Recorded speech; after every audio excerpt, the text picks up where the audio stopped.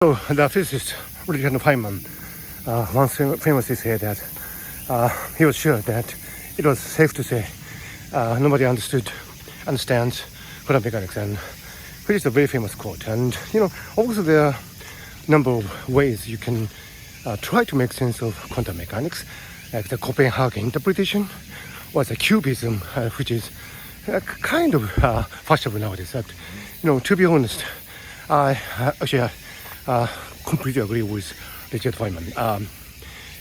Nobody understands quantum mechanics. Although we have the formalities to calculate the probability of an electron, behaving in a certain way, and so on, we don't actually understand what is the profound principles behind them. And when it comes to the relationship between spin and statistics in quantum statistical dynamics, it's really mind-boggling. The difference between bosons and fermions, numerically you can calculate their behavior, but it doesn't really make sense. And Feynman was the opinion that, unless you can explain why it is so, how it is so, in simple terms to a layman, then you cannot say that you have understood quantum mechanics, and I agree with that.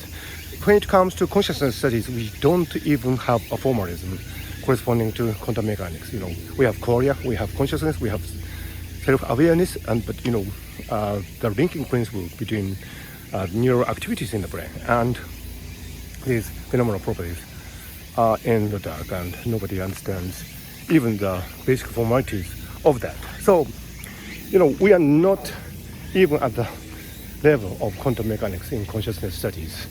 It would be great if we had a model. And so this model would be called Q model here. And it would be great to be able to say that. I think it's safe to say that nobody understands the Q model of consciousness. That would be great, but we don't even have the Q model here. So with that, I keep my money up.